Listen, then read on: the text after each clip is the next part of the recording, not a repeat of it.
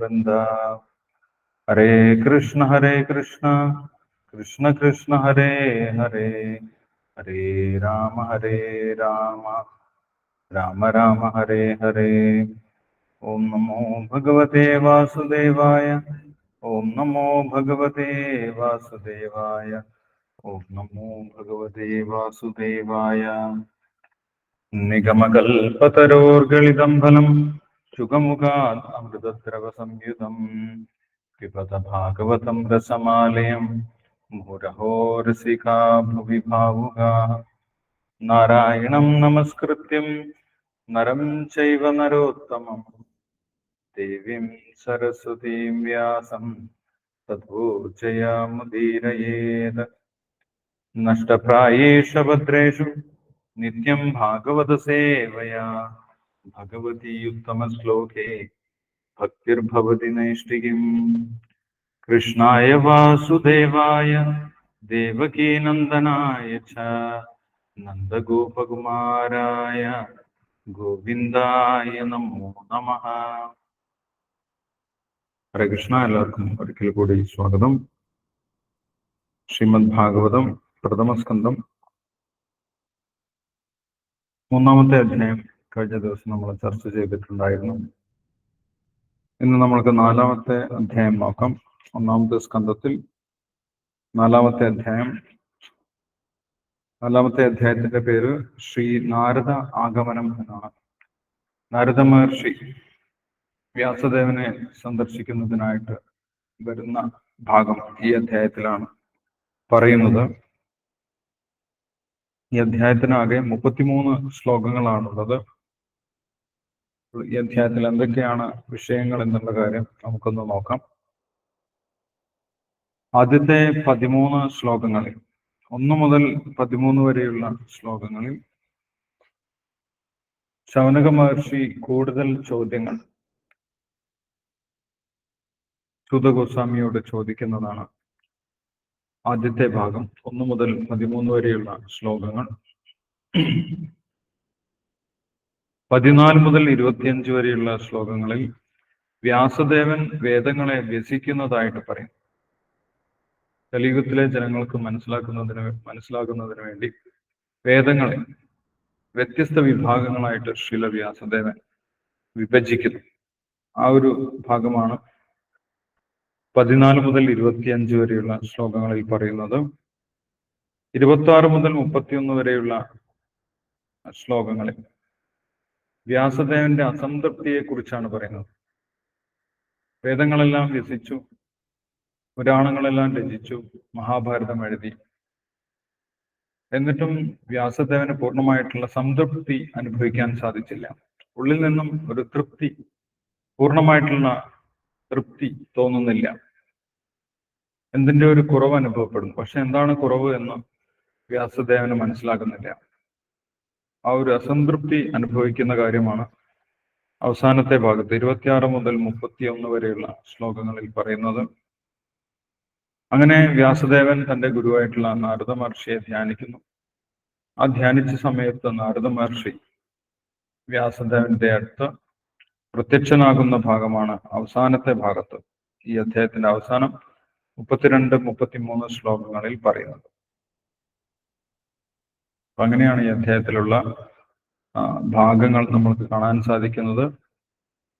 ആദ്യത്തെ ഭാഗത്ത് ശൗനകാദി മഹർഷിമാർ സൂത ഗോസ്വാമിയോട് കൂടുതൽ ചോദ്യങ്ങൾ ചോദിക്കുന്നു. 14 മുതൽ 25 വരെയുള്ള ശ്ലോകങ്ങളിൽ വ്യാസദേവൻ കലിയുഗത്തിലെ ജനങ്ങൾക്കായി വേദങ്ങൾ വ്യസിക്കുന്നതായിട്ട്, വ്യത്യസ്ത വിഭാഗങ്ങളായിട്ട് തരംതിരിക്കുന്നതായിട്ട് വിശദീകരിക്കുന്നു. പിന്നീട് വേദങ്ങളെല്ലാം വ്യസിച്ചിട്ടും പുരാണങ്ങളെല്ലാം രചിച്ചിട്ടും വ്യാസദേവന് പൂർണ്ണമായിട്ടുള്ള സംതൃപ്തി അനുഭവപ്പെടുന്നില്ല. അതിന്റെ കാരണം എന്താണെന്ന് മനസ്സിലാകുന്നില്ല.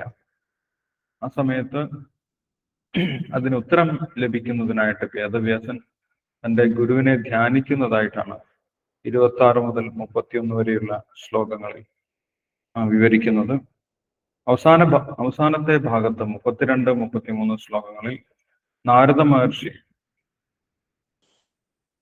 വേദവ്യാസർക്ക് ഭാഗവതം ഉപദേശിക്കുന്നതിനായിട്ട് ഉപദേശിക്കുന്നതിനായിട്ട് എത്തിച്ചേരുന്ന ഭാഗം വിശദീകരിക്കുന്നുണ്ട് അവസാനത്തെ ശ്ലോകങ്ങളിൽ.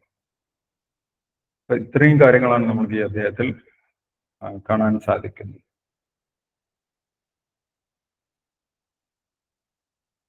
ഇന്ന് നമുക്ക് ഇതിന്റെ ആദ്യത്തെ ഭാഗം നോക്കാം. 1 മുതൽ 12 വരെയുള്ള ശ്ലോകങ്ങൾ നമ്മൾക്ക് നോക്കാം. അതിൽ തന്നെ ആദ്യത്തെ ശ്ലോകങ്ങൾ, ആദ്യം 1 മുതൽ 2 വരെയുള്ള 1ഉം 2ഉം ശ്ലോകങ്ങളിൽ ശൗനക മഹർഷി സുതഗോസ്വാമിയെ കീർത്തിക്കുന്നതാണ്. ഇതുവരെ ശ്രീമദ് ഭാഗവതത്തിനെ കുറിച്ചും ഭഗവാന്റെ വ്യത്യസ്ത അവതാരങ്ങളെ കുറിച്ചുമെല്ലാം കഴിഞ്ഞ അധ്യായത്തിൽ നിന്നും സുതഗോസ്വാമി പറഞ്ഞത് ശൗനകാദി മഹർഷിമാർ ശ്രവിച്ചിട്ടുണ്ടായിരുന്നു. കഴിഞ്ഞ അധ്യായത്തിൽ നമ്മൾ കണ്ടത് ഭഗവാന്റെ വ്യത്യസ്ത അവതാരങ്ങളെ കുറിച്ചുള്ള ഒരു വിവരണമാണ്.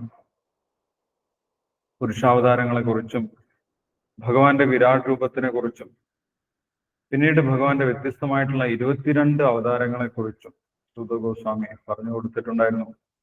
അതിൽ തന്നെ ഭഗവാൻ ശ്രീകൃഷ്ണൻ ഒരു സാധാരണ അവതാരമല്ല, കൃഷ്ണസ്തു ഭഗവാൻ സ്വയം. ഭഗവാൻ ശ്രീകൃഷ്ണൻ സ്വയം ഭഗവാനാണ്, സാധാരണ ഒരു അവതാരമല്ല എന്നുള്ള കാര്യം പറഞ്ഞിട്ടുണ്ടായിരുന്നു. മാത്രമല്ല ഭഗവാന് ഇത്രയും അവതാരം മാത്രമല്ല ഉള്ളത്. ഇവിടെ മൂന്നാമത്തെ അധ്യായത്തിൽ സൂചിപ്പിച്ചിട്ടുള്ള 22 അവതാരങ്ങൾ മാത്രമല്ല ഉള്ളത്. അതിനും പുറമെ ധാരാളം അവതാരങ്ങളുണ്ട്. അസംഖ്യമാണ് ഭഗവാന്റെ അവതാരം എന്നുള്ള കാര്യം അവിടെ പറഞ്ഞിട്ടുണ്ടായിരുന്നു. അതിനുശേഷം എങ്ങനെയാണ് ഭഗവാനെ മനസ്സിലാക്കേണ്ടത്, ഏത് രൂപത്തിലുള്ള ഭഗവാനെയാണ് ആരാധിക്കേണ്ടത് എന്നുള്ള കാര്യമൊക്കെ പറഞ്ഞു. അവസാനത്തെ ഭാഗത്ത് ശ്രീമദ് ഭാഗവതത്തിന്റെ മാഹാത്മ്യവും പറഞ്ഞിട്ടുണ്ടായിരുന്നു. സ്വയം വ്യാസദേവൻ രചിച്ചിട്ടുള്ളതാണ് ശ്രീമദ് ഭാഗവതം. വേദങ്ങളുടെ മുഴുവൻ സാരമാണ് ശ്രീമദ് ഭാഗവതം. മാത്രമല്ല സർവ്വലോകങ്ങൾക്കും മംഗളകരമാണ് ശ്രീമദ് ഭാഗവത പഠനം എന്നുള്ള കാര്യം പറഞ്ഞിട്ടുണ്ടായിരുന്നു. ഇതെല്ലാം കേട്ട സമയത്ത് സുതഗോസ്വാമിയെ ശൗനകാദി മഹർഷിമാർ സ്തുതിക്കുന്നു. ശൗനക മഹർഷിയാണ് സ്തുതിക്കുന്നത്. അതിനുശേഷം കൂടുതൽ ചോദ്യങ്ങൾ സുതഗോസ്വാമിയോട് ശൗനക മഹർഷി ചോദിക്കുന്നതാണ് നമ്മൾക്ക് ഈ അധ്യായത്തിന്റെ ആദ്യ ഭാഗത്ത് കാണാൻ സാധിക്കുന്നത്. ആദ്യത്തെ ശ്ലോകത്തിൽ 1ഉം 2ഉം ശ്ലോകങ്ങളിൽ ശൗനകാദി മഹർഷിമാർ സുതഗോസ്വാമിയെ സ്തുതിക്കുന്നതായിട്ട് പറയുന്നു. മൂന്നാമത്തെ ശ്ലോകത്തിൽ ഭാഗവതത്തിന്റെ ചരിത്രത്തിനെ കുറിച്ച് സുതഗോസ്വാമിയോട് ശൗനക മഹർഷി ചോദിക്കുന്നു. 4 മുതൽ 8 വരെയുള്ള ശ്ലോകങ്ങളിൽ ശുകദേവ് ബ്രഹ്മർഷിയുടെ ചരിത്രം, ശുകദേവ് ബ്രഹ്മർഷിയുടെ മാഹാത്മ്യം, അതേപോലെ ശുകദേവ് ബ്രഹ്മർഷിയുമായി ബന്ധപ്പെട്ട സംശയങ്ങൾ ശൗനക മഹർഷി ചോദിക്കുന്നതാണ്. 9 മുതൽ 12 വരെയുള്ള ശ്ലോകങ്ങളിൽ പരീക്ഷിത് മഹാരാജാവിനെ കുറിച്ചും ശൗനക മഹർഷി ചോദിക്കുന്നുണ്ട്. അതാണ് ശുകദേവ് ബ്രഹ്മർഷിയെ കുറിച്ചും പരീക്ഷിത് മഹാരാജാവിനെ കുറിച്ചുമാണ് ശൗനകാദി മഹർഷിമാർ വീണ്ടും ചോദിച്ചിട്ടുള്ളത്. അതേപോലെ ശ്രീമദ് ഭാഗവതത്തിന്റെ ചരിത്രവും 3ാമത്തെ ശ്ലോകത്തിൽ ചോദിക്കുന്നു. ശ്രീമദ് ഭാഗവതം ഏത് സമയത്താണ് രചിച്ചത്, ആരാണ് രചിച്ചത്, അത് രചിക്കാനുള്ള പ്രചോദനം എന്താണ്, ഇതെല്ലാം ശൗനകാദി മഹർഷിമാർ ചോദിക്കുന്നുണ്ട്. ആ ഒരു ഭാഗം നമുക്ക് ഇന്ന് നോക്കാം. 1 മുതൽ 12 വരെയുള്ള ശ്ലോകങ്ങൾ.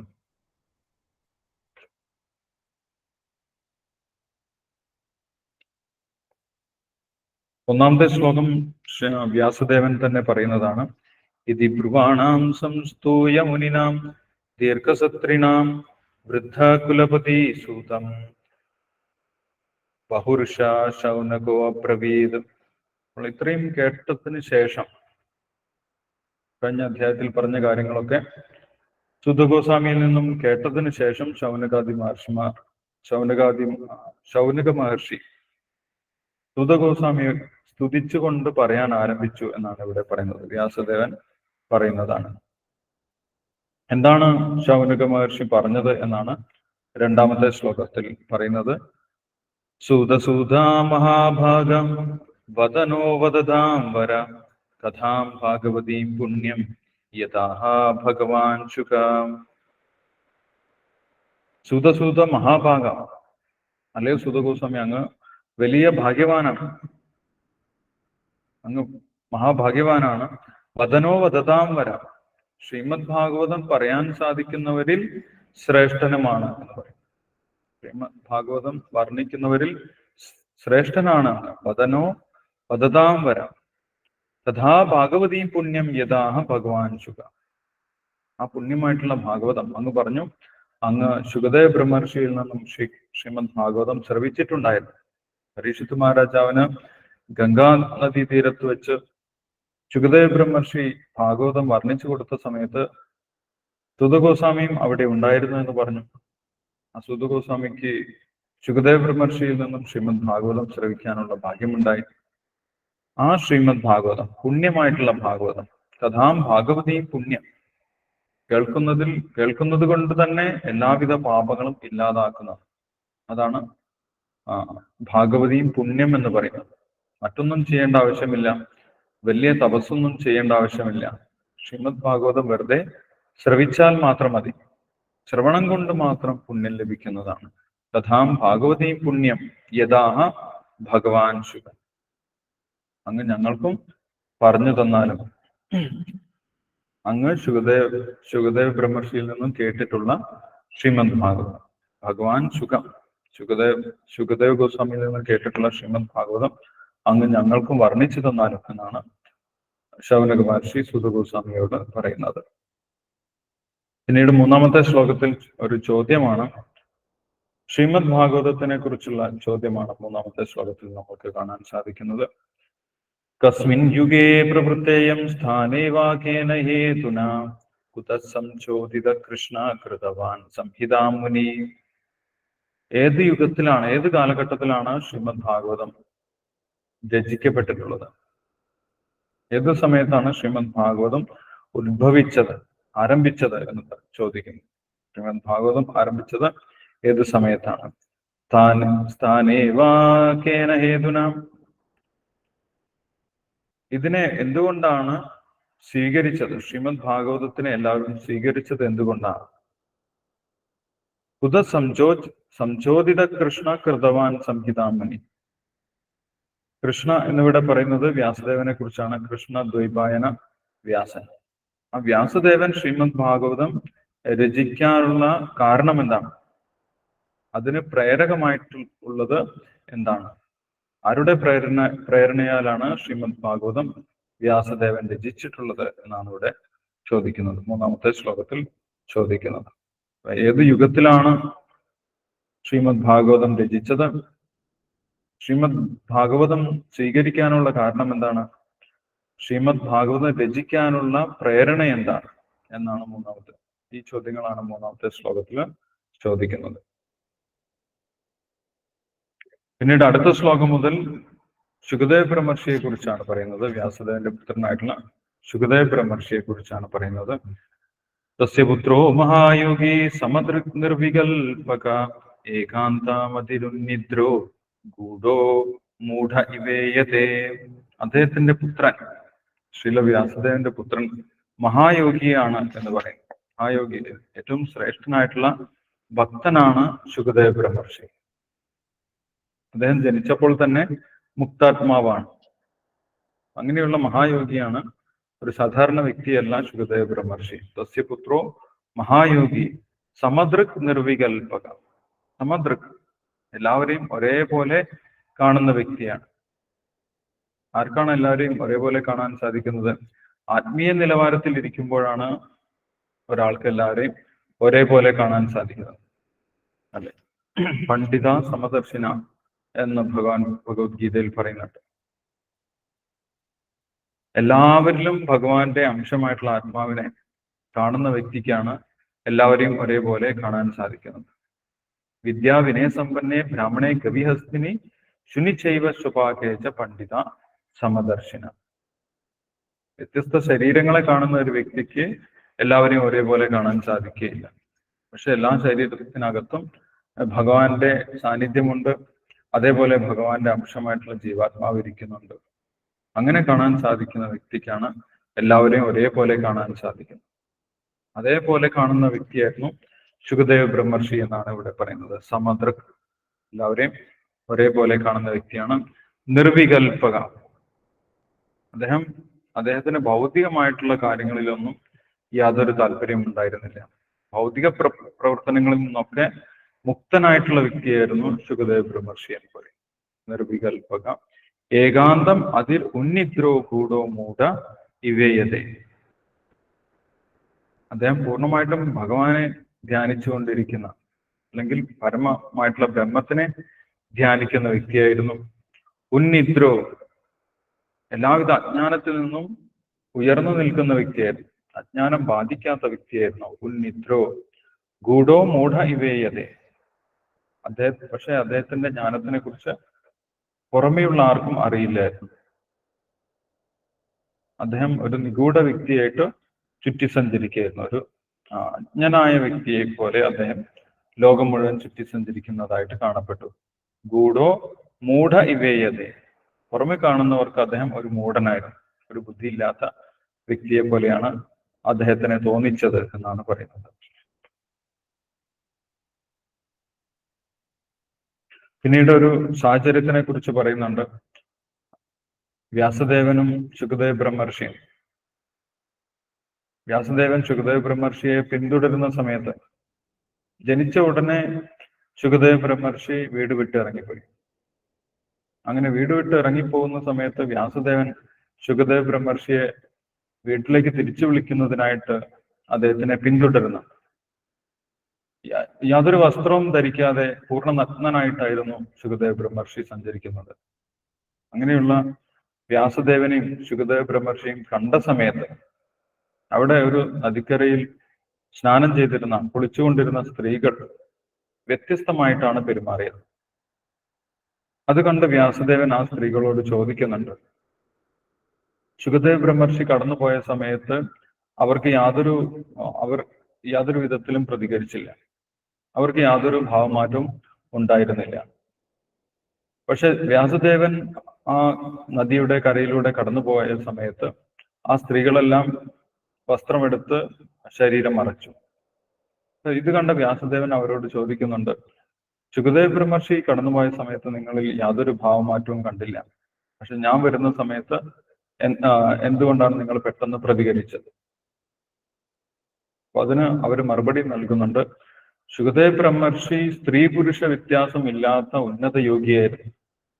ശുകദേവ് ബ്രഹ്മർഷി സ്ത്രീ എന്നോ പുരുഷനെന്നോ ഭാവഭേദമില്ലാതെ ആണ് എല്ലാവരെയും കണ്ടിരുന്നത്. കാരണം അദ്ദേഹം ആത്മാവിനെ മാത്രമാണ് കാണുന്നത്, ശരീരത്തിനെ കാണുന്നതേ ഇല്ല. പക്ഷെ അങ്ങ് ശരീരഭേദം ദർശിക്കുന്നുണ്ട്, സ്ത്രീ എന്നും പുരുഷനെന്നും വേർതിരിച്ച് കാണുന്നുണ്ട്. അതുകൊണ്ടാണ് ഞങ്ങൾ പെട്ടെന്ന് തന്നെ ശരീരം മറച്ചത് എന്ന് പറയുന്നു. അത്രയ്ക്ക് ഉന്നതനായിട്ടുള്ള ഒരു യോഗിയായിരുന്നു ശുകദേവ് ബ്രഹ്മർഷി. പൂർണ്ണ മുക്താത്മാവായിരുന്നു ശുകദേവ് ബ്രഹ്മർഷി എന്ന് കാണിക്കുന്ന ഒരു ഭാഗം ആണ് ഇവിടെ പറയുന്നത് 5-ാമത്തെ ശ്ലോകത്തിൽ.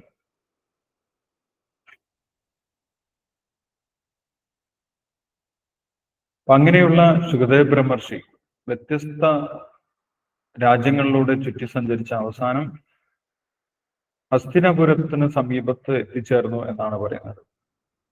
6-ാമത്തെ ശ്ലോകത്തിൽ പറയുന്നത്, കഥമാലക്ഷിത പൗരൈ സംപ്രാപ്ത കുരുചാംഗലാൻ ഉന്മത്ത മൂകജട ജഡവത് വിചരൻ ഗജസാഹ്വയേ.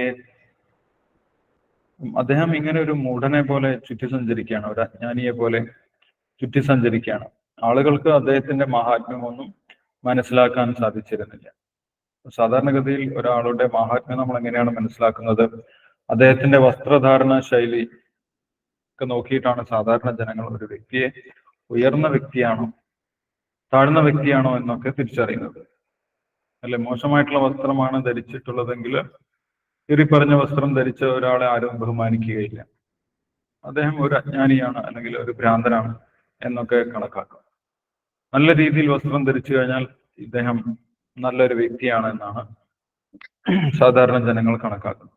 അതേപോലെ ശുകദേവ് ബ്രഹ്മർഷി വസ്ത്രം പോലും ധരിക്കാതെ നഗ്നനായിട്ടായിരുന്നു ചുറ്റി സഞ്ചരിച്ചിട്ടുണ്ടായിരുന്നത്. അതുകൊണ്ട് ഇദ്ദേഹത്തിന് ഒരു ഭ്രാന്തനായിട്ടോ അല്ലെങ്കിൽ ഒരു അജ്ഞാനിയായിട്ടോ സാധാരണ ജനങ്ങൾ കണക്കാക്കി എന്നാണ് പറയുന്നത്. ഉന്മത്ത മൂക ജഡവത് വിചരൻ ഗജസാഹുയെ. ഉന്മത്തനായിട്ട് ചില ആളുകൾ ഇദ്ദേഹത്തിനെ ഒരു ഭ്രാന്തനായിട്ട് മനസ്സിലാക്കി എന്നാണ് പറയുന്നത്. ഒരു ഭ്രാന്തൻ ചുറ്റി സഞ്ചരിക്കുന്നതാണ്. അല്ലെങ്കിൽ മൂകൻ, ഒന്നും മിണ്ടാൻ സാധിക്കാത്ത വ്യക്തി. അദ്ദേഹം ആരോടും സാധാരണ ജനങ്ങളോടൊന്നും സംവദിക്കാതെ, ഒന്നും സംസാരിക്കാതെ സഞ്ചരിക്കുന്ന സമയത്ത് ഇദ്ദേഹം ഒരു മൂകനാണ്, സംസാരിക്കാൻ കഴിയാത്ത വ്യക്തിയാണ് എന്നാണ് ആളുകൾ വിചാരിച്ചത്. ജഡവത്, അല്ലെങ്കിൽ ഒരു മന്ദബുദ്ധിയാണ്, ബുദ്ധിയില്ലാത്ത ഒരാളാണ് എന്നൊക്കെ ആളുകൾ വിചാരിച്ചു, ഇങ്ങനെ ഇദ്ദേഹം ചുറ്റി സഞ്ചരിക്കുന്ന സമയത്ത്. അങ്ങനെയുള്ള ശുകദേവ് ബ്രഹ്മർഷിയെ എങ്ങനെയാണ് ഹസ്തിനപുരത്തിലെത്തിയപ്പോൾ ജനങ്ങൾ സ്വീകരിച്ചത്? അതേപോലെ അങ്ങനെ ചുറ്റി സഞ്ചരിച്ചിരുന്ന ശുകദേവ് ബ്രഹ്മർഷി പരീക്ഷിത്ത് മഹാരാജാവിന് ഭാഗവതം പറഞ്ഞു കൊടുക്കാനുള്ള സാഹചര്യം എങ്ങനെയാണ് ഉണ്ടായത്? ഈ കാര്യമാണ് ഇവിടെ ശൗനകാദി മഹർഷി ചോദിക്കുന്നത്. 7ാമത്തെ ശ്ലോകത്തിൽ ചോദിക്കുന്നുണ്ട്. കഥം വാ പാണ്ഡവേയസ്യ രാജർഷേർമുനിനാ സഹ സംവാദ സമഭൂതാദ യത്രൈഷാ സാത്വതി ശ്രുതി. പരീക്ഷിത് മഹാരാജാവിനെ എങ്ങനെയാണ് ശുകദേവ് ബ്രഹ്മർഷി കണ്ടുമുട്ടിയത്? അതിനുള്ള സാഹചര്യം എങ്ങനെയാണ് ഉണ്ടായത്? ഇദ്ദേഹം ഇങ്ങനെ ലോകം മുഴുവൻ ചുറ്റി സഞ്ചരിക്കുന്ന വ്യക്തിയാണ്. മാത്രമല്ല ആളുകൾക്ക് ഇദ്ദേഹം ഉന്നതനായിട്ടുള്ള വ്യക്തിയാണ് എന്ന് അറിയുകയുമില്ല. ഒരു ഭ്രാന്തനാണ് എന്നാണ് ആളുകൾ കണക്കാക്കുന്നത്. അങ്ങനെയുള്ള ശുകദേവ് ബ്രഹ്മർഷി പരീക്ഷിത് മഹാരാജാവുമായിട്ട് എങ്ങനെയാണ് സന്ധിച്ചത്? മാത്രമല്ല പരീക്ഷിത് മഹാരാജാവ് എന്തുകൊണ്ടാണ് ശുകദേവ് ബ്രഹ്മർഷിയോട് ശ്രീമദ് ഭാഗവതത്തിനെ കുറിച്ച് ചോദിച്ചത്? അതിനുള്ള സാഹചര്യം എങ്ങനെയാണ് ഉണ്ടായത് എന്നാണ് ഇവിടെ ചോദിക്കുന്നത്. 7ാമത്തെ ശ്ലോകത്തിൽ ചോദിക്കുന്നത്.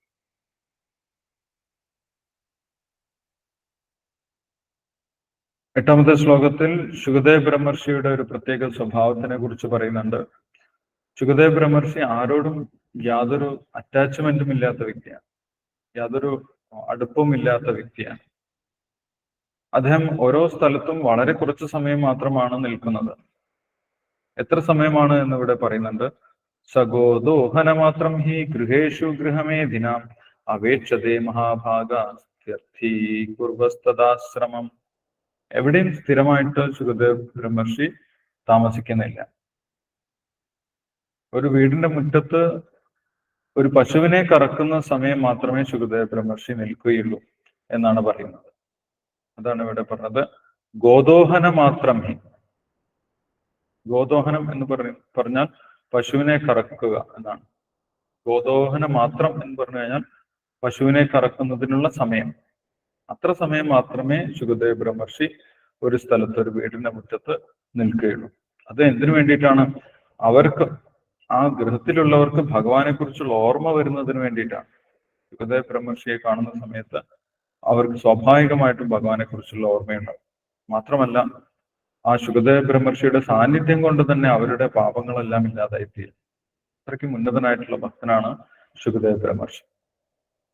അവർക്ക് അങ്ങനെ അവരുടെ ആ പാപങ്ങൾ ഇല്ലാതാക്കാൻ വേണ്ടിയിട്ടാണ്, ആ ഗൃഹത്തിനെ ശുദ്ധീകരിക്കാൻ വേണ്ടിയാണ് ഇങ്ങനെ ശുകദേവ് ബ്രഹ്മർഷി ലോകം മുഴുവൻ ചുറ്റി സഞ്ചരിക്കുന്നത്.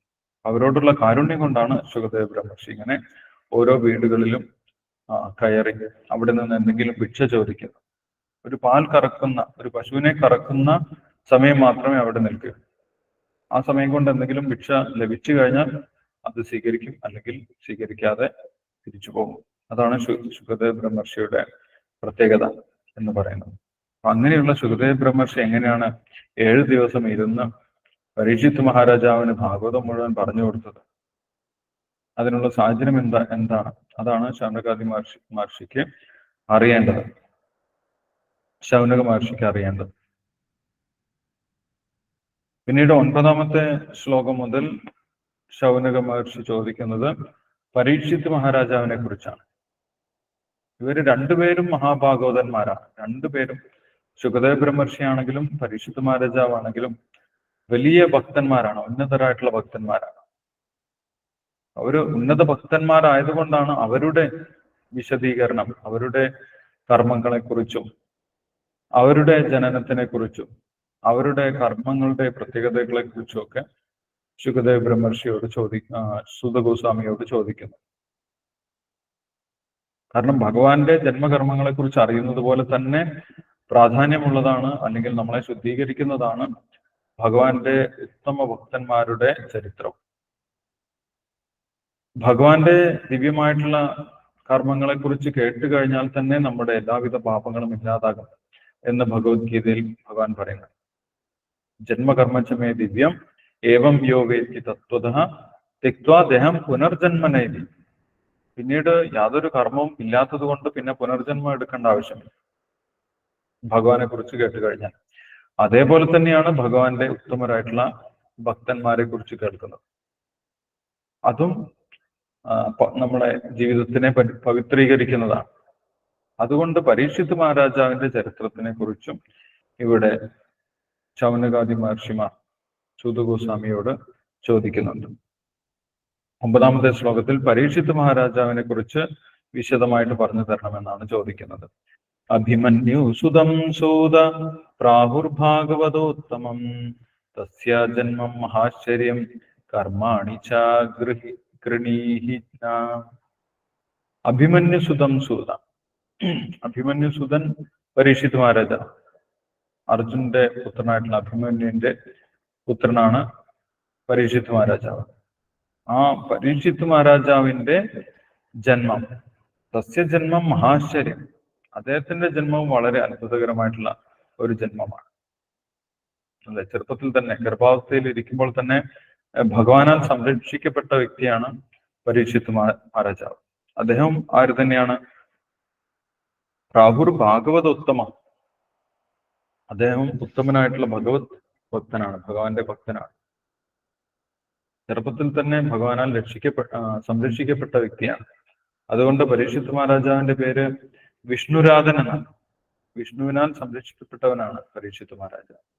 ആ പരീക്ഷിത് മഹാരാജാവിന്റെ ജന്മത്തിനെ കുറിച്ചും കർമ്മത്തിനെ കുറിച്ചും, സസ്യജന്മം മഹാശ്ചര്യം കർമാണിച്ച ഗൃണീഹിന,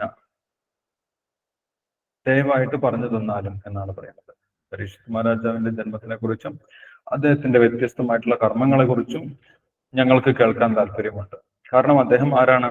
പ്രാഹുർ ഭാഗവതോത്തമം. അദ്ദേഹം ഭഗവാന്റെ ഉന്നതനായിട്ടുള്ള ഭക്തനാണ്.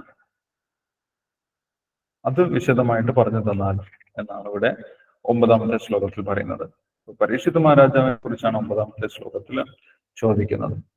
പിന്നീട് ഉള്ള ശ്ലോകങ്ങളിൽ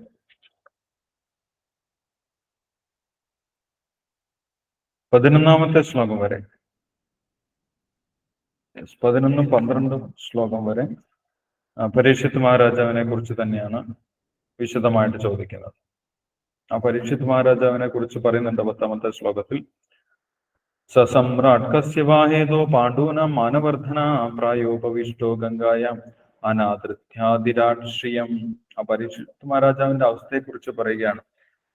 എന്തുകൊണ്ടാണ് പരീക്ഷിത് മഹാരാജാവ് ഇങ്ങനെ പ്രായോപവിഷ്ടം? പരീക്ഷിത് മഹാരാജാവ് സ്വീകരിച്ചിട്ടുള്ള ഉപവാസത്തിന്റെ പേര് പ്രായോപവിഷ്ടം എന്നാണ്. പ്രായോപവിഷ്ടം എന്ന് പറഞ്ഞു കഴിഞ്ഞാൽ ശരീരം ഉപേക്ഷിക്കുന്നത് വരെ ഉപവാസം എടുക്കുക എന്നുള്ളതാണ്. മരിക്കുന്നത് വരെ ഉപവസിക്കുക. അങ്ങനെയുള്ള ഒരു വ്രതമെടുത്ത് ഗംഗാനദിയുടെ തീരത്ത് വന്നിരിക്കാൻ എന്താണ് കാരണം? പരീക്ഷിത് മഹാരാജാവ് അങ്ങനെ ഒരു തീരുമാനമെടുക്കാൻ എന്താണ് കാരണം എന്നാണ് 10ാമത്തെ ശ്ലോകത്തിൽ ചോദിക്കുന്നത്. കാരണം എന്താണ്? പരീക്ഷിത് മഹാരാജാവ് സമ്രാട്ടായിരുന്നു. അദ്ദേഹം ലോകത്തിന്റെ മുഴുവൻ ചക്രവർത്തിയായിരുന്നു. ലോകത്തിനെ മുഴുവൻ ഭരിക്കുന്ന ചക്രവർത്തിയായിരുന്ന വ്യക്തിയാണ് ഇവിടെ ഗംഗാനദീ തീരത്ത് എല്ലാം ഉപേക്ഷിച്ച് മരിക്കുന്നത് വരെ ഉപവസിക്കാൻ വേണ്ടി വന്നിട്ടുള്ളത്. അതിന്റെ കാരണം എന്താണ് എന്നറിയാനും ശൗനകാദി മഹർഷിമാർക്ക് താല്പര്യമുണ്ട്. എന്തുകൊണ്ട് അങ്ങനെ പരീക്ഷിത് മഹാരാജാവ് ഒരു തീരുമാനമെടുത്തു? മരിക്കുന്നത് വരെ ഉപവസിക്കാം. ചക്രവർത്തിയായിരുന്ന ലോകത്തിനെ മുഴുവൻ ഭരിച്ചിരുന്ന പരീക്ഷിത് മഹാരാജാവ് അങ്ങനെ തീരുമാനിക്കാൻ എന്താണ് കാരണം എന്നാണ് 10ാമത്തെ ശ്ലോകത്തിൽ ചോദിക്കുന്നത്. സമ്രാട് കസ്യവാഹേതോ പാണ്ഡൂനാം മാനവർദ്ധന.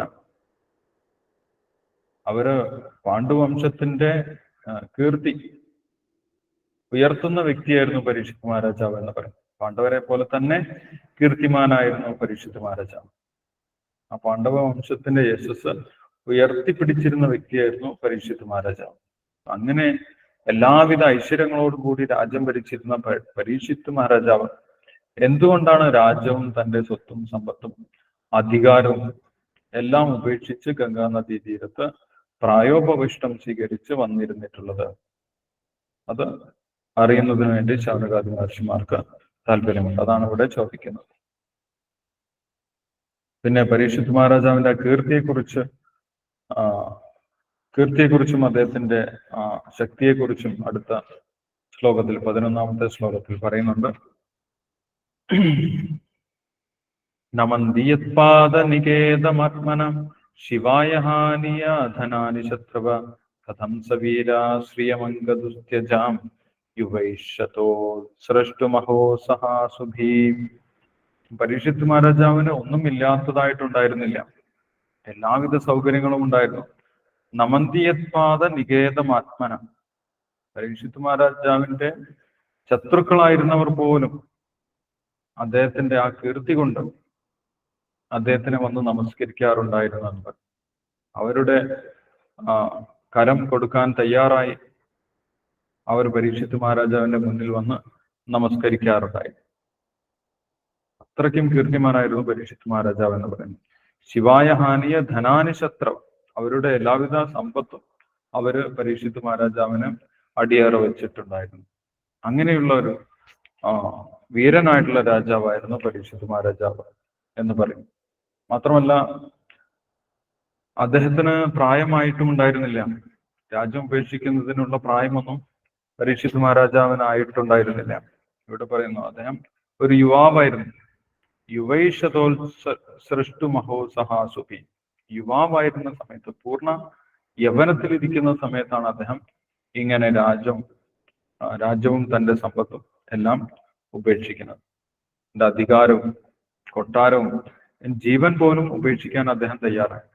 ജീവൻ ഉപേക്ഷിക്കാൻ വേണ്ടിയിട്ടാണ് അദ്ദേഹം ഗംഗാ നദീ തീരത്ത് വന്നിരിക്കുന്നത്. അങ്ങനെ ഒരു മാറ്റം വരാൻ എന്താണ് കാരണം?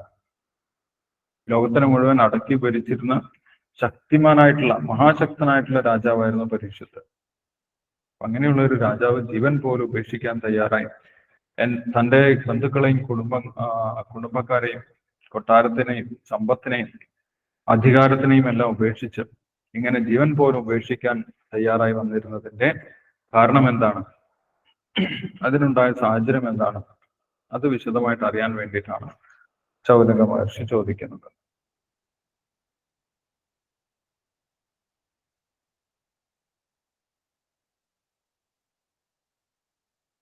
പന്ത്രണ്ടാമത്തെ ശ്ലോകത്തിലും പരീക്ഷിത് മഹാരാജാവിന്റെ മറ്റൊരു പ്രത്യേകത പറയുന്നുണ്ട്. ശിവായ ലോകസ്യ ഭവായ ഭൂതയെ യ ഉത്തമ ശ്ലോക പരായണാചന ജീവന്തിനാത്മാർത്ഥ അസൗപരാശ്രയം മുമോച നിർവിദ്യ കുതക്കളേവർ. പരീക്ഷിത് മഹാരാജാവിന് യാതൊരുവിധ സ്വാർത്ഥ താല്പര്യങ്ങളും ഉണ്ടായിരുന്നില്ല. അദ്ദേഹം രാജ്യം ഭരിച്ചിരുന്നത് മറ്റുള്ളവരുടെ ക്ഷേമത്തിന് വേണ്ടിയിട്ടായിരുന്നു.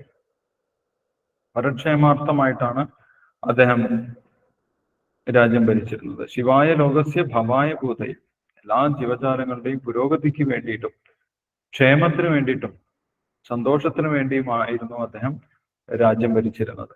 അല്ലാതെ സ്വന്തം താല്പര്യത്തിന് വേണ്ടി ആയിരുന്നില്ല അദ്ദേഹം രാജ്യം ഭരിച്ചിരുന്നത്. അതുകൊണ്ട് എല്ലാവർക്കും അദ്ദേഹം ഒരു ആശ്രയമായിരുന്നു, എല്ലാവർക്കും ഒരു ശക്തിയായിരുന്നു, മാത്രമല്ല ആശ്രയമായിരുന്നു. പരീക്ഷിത് മഹാരാജാവ് ഉണ്ട്. പരീക്ഷിത് മഹാരാജാവിനോട് പരാതി പറഞ്ഞു കഴിഞ്ഞാൽ എല്ലാ പ്രശ്നങ്ങൾക്കും പരിഹാരമാകും എന്ന് പറഞ്ഞിട്ട് ജനങ്ങൾക്ക് വലിയൊരു ആശ്രയമായിരുന്നു, ജനങ്ങൾക്ക് വലിയ സന്തോഷമായിരുന്നു. പരീക്ഷിത് മഹാരാജാവിനെ കുറിച്ച് ഒരു പരാതിയും ആർക്കുമില്ല. എല്ലാവർക്കും വലിയ സന്തോഷമാണ് പരീക്ഷിത് മഹാരാജാവിനെ അവരുടെ രാജാവായി കിട്ടിയത്. അങ്ങനെ എല്ലാവരുടെയും ആശ്രയമായിരുന്നു പരീക്ഷിത് മഹാരാജാവ്. അങ്ങനെയുള്ള ആ പരീക്ഷിത് മഹാരാജാവ് എന്തിനാണ് ആ ഒരു ശരീരം, എല്ലാവർക്കും ആശ്രയമായിട്ടുള്ള ആ ഒരു ശരീരം ത്യജിക്കാൻ തയ്യാറായത്? അതെങ്ങനെയാണ് അദ്ദേഹത്തിന് സാധിക്കുന്നത്? അല്ലെ, നമ്മൾ ആർക്കെങ്കിലും ആശ്രയമാണെങ്കിൽ നമ്മൾ വിചാരിക്കും ഞാനുണ്ടെങ്കിൽ മാത്രമേ കാര്യങ്ങൾ നടക്കുകയുള്ളൂ, അതുകൊണ്ട് ഞാൻ ഒരിക്കലും ഇപ്പോൾ ഇതൊന്നും ഉപേക്ഷിച്ചുകൂടാ, അല്ലെങ്കിൽ ഞാൻ എൻ്റെ ശരീരം ഉപേക്ഷിച്ചുകൂടാ എന്നാണ് സാധാരണഗതിയിൽ ആളുകൾ വിചാരിക്കുന്നത്. പക്ഷേ ഒരു ലോകത്തിന്റെ മുഴുവൻ ആശ്രയമായിരുന്ന പരീക്ഷിത്ത് മഹാരാജാവ് തന്റെ ശരീരം ഉപേക്ഷിക്കാൻ തയ്യാറായി ഗംഗാനദിയുടെ തീരത്ത് വന്നിരിക്കുകയാണ്. അതെങ്ങനെയാണ് അദ്ദേഹത്തിന് സാധിക്കുന്നത് എന്നാണ് ഇവിടെ ശൗനകാദി മഹർഷിമാർ ചോദിക്കുന്നത്.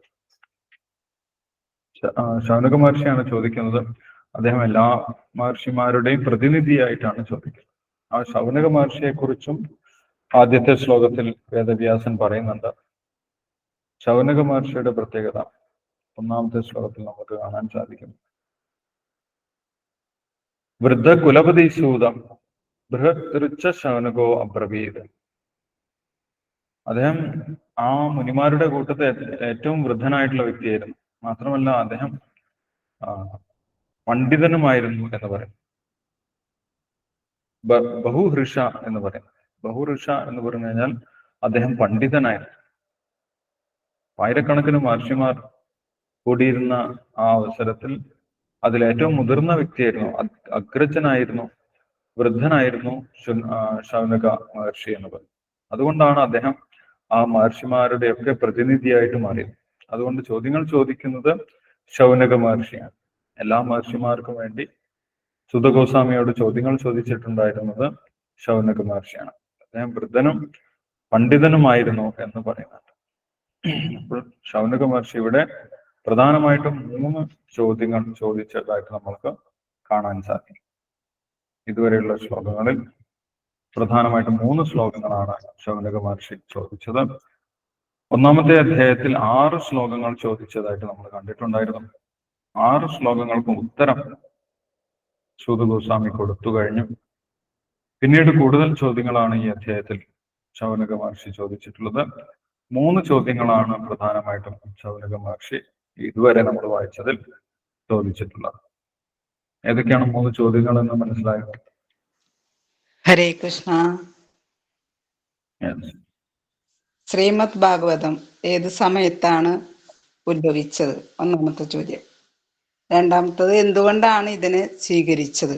രണ്ടാമത്തെ ചോദ്യം. മൂന്നാമത്തത്, വ്യാസദേവൻ ശ്രീമദ് ഭാഗവതം രചിക്കുവാനുണ്ടായ പ്രേരണ എന്താണ്? ഹരേ കൃഷ്ണ. ഇതെല്ലാം ആദ്യത്തെ ചോദ്യത്തിന്റെ ഭാഗമാണ് അല്ലെ? അപ്പം ആദ്യത്തെ ചോദ്യം ശ്രീമദ് ഭാഗവതത്തിനെ സംബന്ധിച്ചതാണ്. ശ്രീമദ് ഭാഗവതത്തിന്റെ ഹിസ്റ്ററി, ശ്രീമദ് ഭാഗവതത്തിന്റെ ചരിത്രമാണ് ശൗനക മഹർഷി ചോദിച്ച ആദ്യത്തെ ചോദ്യം. ഈ അധ്യായത്തിൽ ചോദിച്ച ആദ്യത്തെ ചോദ്യം. ശ്രീമദ് ഭാഗവതം ഏത് സമയത്താണ് ഉത്ഭവിച്ചത്? അതേപോലെ ശ്രീമദ് ഭാഗവതം എന്തുകൊണ്ടാണ് സ്വീകരിക്കപ്പെട്ടത്? ശ്രീമദ് ഭാഗവതം രചിക്കാൻ വ്യാസദേവർക്ക് പ്രചോദനമായിട്ടുള്ളത് എന്താണ്? ഇത് ആദ്യത്തെ ചോദ്യമാണ്. ശ്രീമദ് ഭാഗവതത്തിന്റെ ഹിസ്റ്ററി, ശ്രീമദ് ഭാഗവതത്തിന്റെ ചരിത്രമാണ് ആദ്യത്തെ ചോദ്യം. ഇനി 2 ചോദ്യങ്ങൾ കൂടി ചോദിച്ചിട്ടുണ്ട് നമ്മൾ ഡിസ്കസ് ചെയ്ത ഭാഗത്ത്. അതേതൊക്കെയാണ്? മരിക്കുന്നത് വരെ ഉപവാസം എടുക്കുന്നത് അല്ലേ പ്രഭുജി? ചോദ്യം ചോദിച്ചത് ഹരേ കൃഷ്ണ. പരീക്ഷത്ത് മഹാരാജാവിനെ ചോദിക്കുന്നു. പരീക്ഷത്ത് മഹാരാജാവിനെ വേദങ്ങളുടെ സാരമാണ്. എന്തുകൊണ്ടാണ് ഇത്ര സ്വീകരിക്കപ്പെട്ടത്?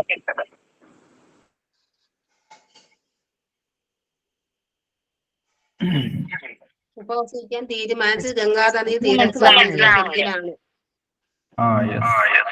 പരീക്ഷിത് മഹാരാജാവിനെ കുറിച്ചാണ് ചോദിച്ചത്. മൂന്നാമത്തെ ചോദ്യം.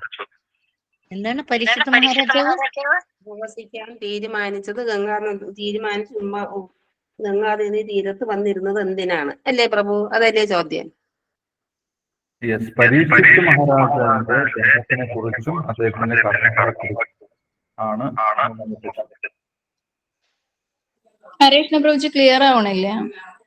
പരീക്ഷിത് മഹാരാജാവിന്റെ ജന്മം, അതേപോലെ പരീക്ഷിത് മഹാരാജാവിന്റെ കർമ്മങ്ങൾ എന്തൊക്കെയാണ് അത് വിശദീകരിച്ച് അറിയണം എന്നാണ് മൂന്നാമതായിട്ട് ചോദിച്ചിട്ടുള്ളത്.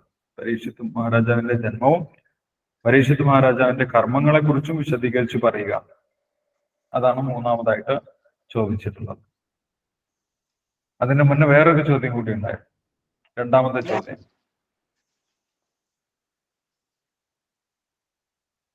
അതെന്താണ്? എങ്ങനെയാണ് പരീക്ഷിത് മഹാരാജാവ് ഈ ഋഷിയെ കണ്ടുമുട്ടിയത്?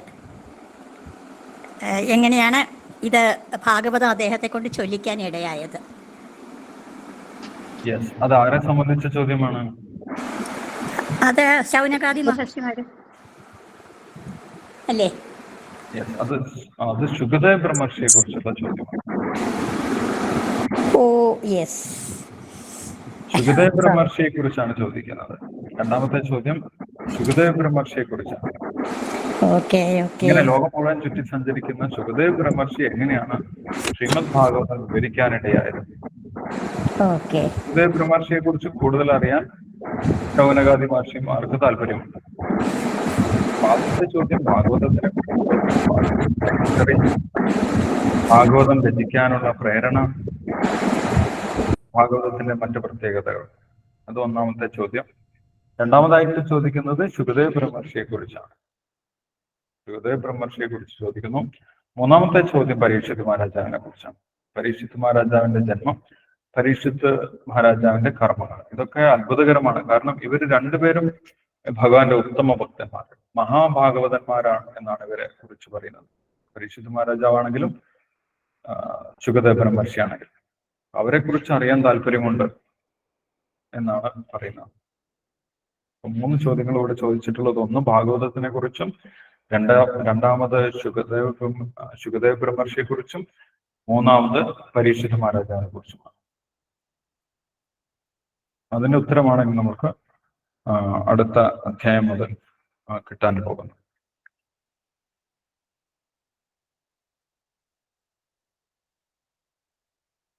യെസ്, അപ്പൊ ഇതുവരെ പറഞ്ഞ ഭാഗം ക്ലിയർ ആണ്? 12 വരെയുള്ള ശ്ലോകങ്ങൾ നമ്മൾ ഡിസ്കസ് ചെയ്തു. 1 മുതൽ 12 വരെയുള്ള ശ്ലോകങ്ങൾ.